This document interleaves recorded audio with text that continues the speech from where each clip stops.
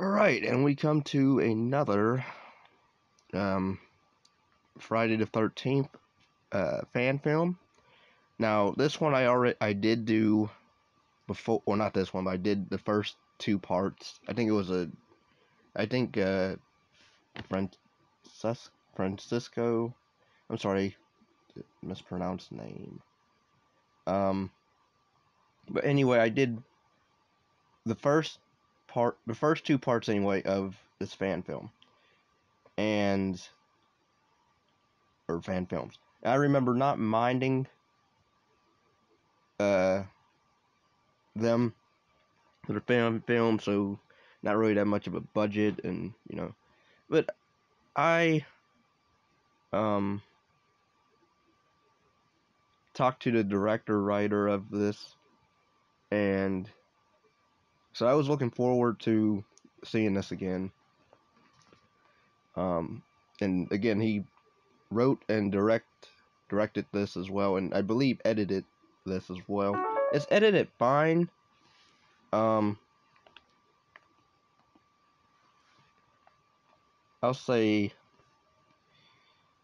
if you want, like, there's not okay.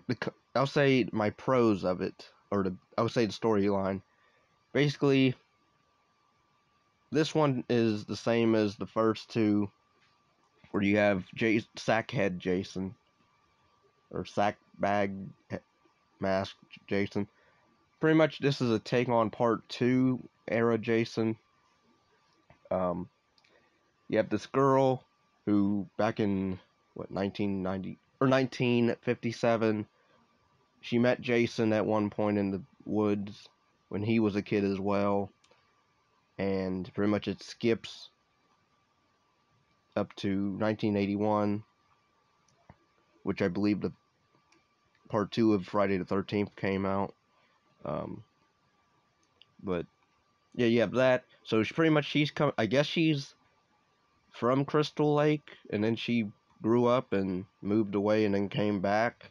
For what? Don't know, because there's not really a lot of dialogue in this, which, I mean, granted, I don't need really a lot of dialogue in my films to be enjoyable, or horror films, but like the fact that our main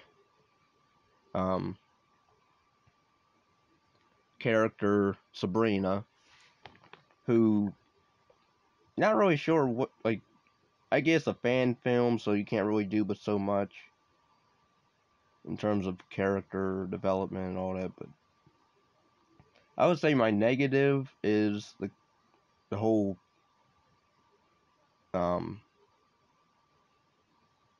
character, or lack of character depth.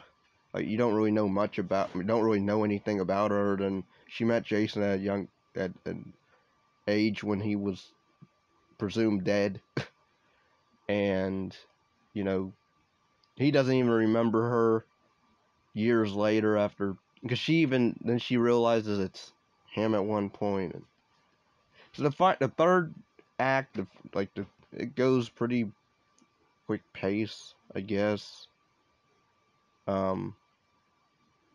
Again, it's mimicking, Friday the 13th Part 2, where you have Jason, in the background watching, or from afar POV, which is fine. That's a signature of the franchise.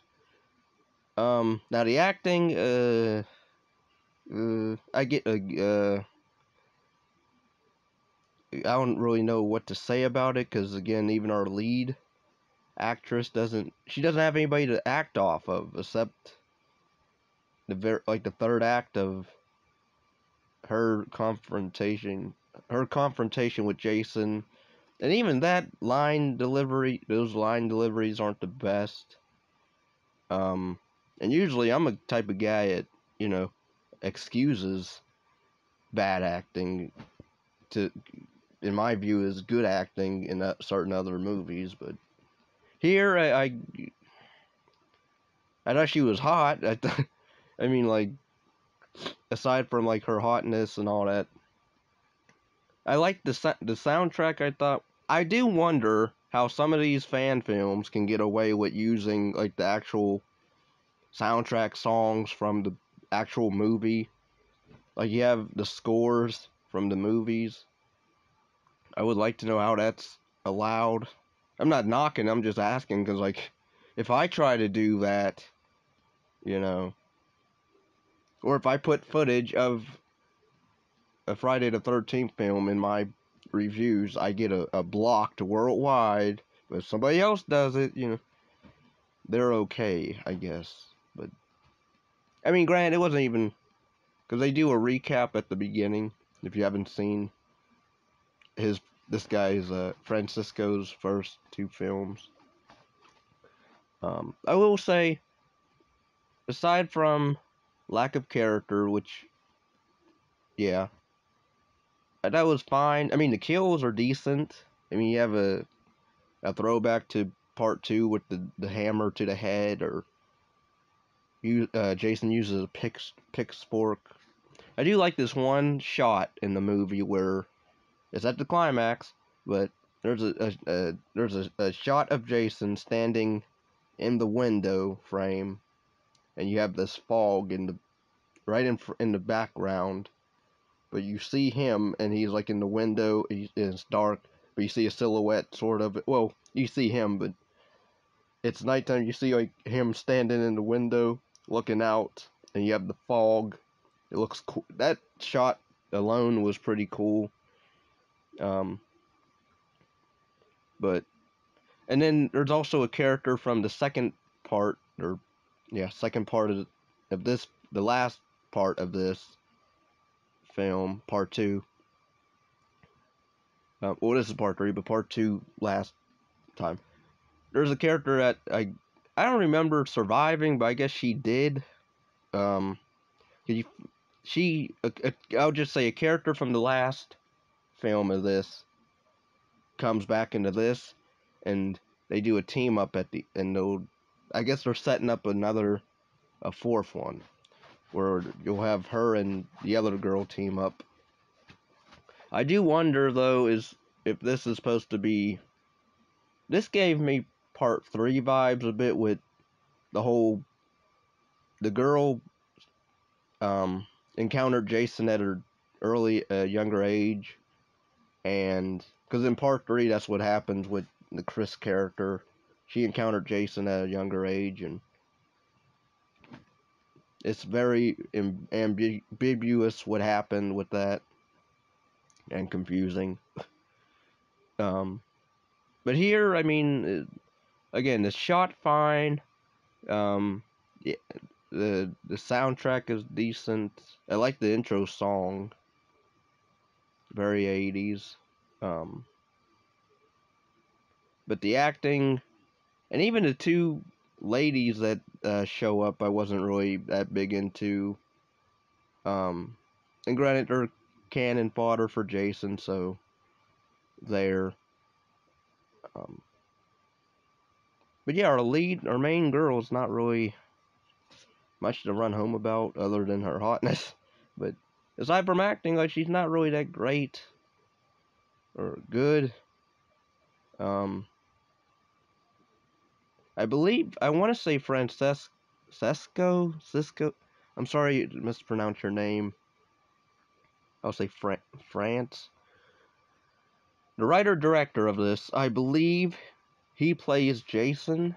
I want to say in this, because I think he played Jason in the first two, his first two films as well. Um,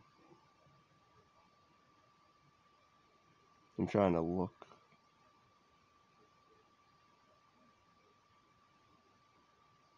But yeah, overall, um, it's fine. It's a fine fan film. It's not long. It's only 28 minutes and 18 seconds. So it's not a long watch if you don't want to watch a long. Yeah, it was him that played as Jason. Um, I thought he did, again. I thought he did fine as Jason. Not bad, just decent. If he's mimicking the guy that did, part two Jason, I thought spot on. Yeah, I do recommend it though if you are into fan films. Um, Again, it's not the greatest kills, but they're decent for what they are. Um, so yeah, Francesco. Ah, sorry if I'm mispronouncing your name. Feels so rude. Um, Thanks for letting me know when your this film dropped. Sorry I didn't get to it right away, but keep doing what you're doing. Keep making films, rather fan films or whatever you're doing. Keep doing it, and yeah.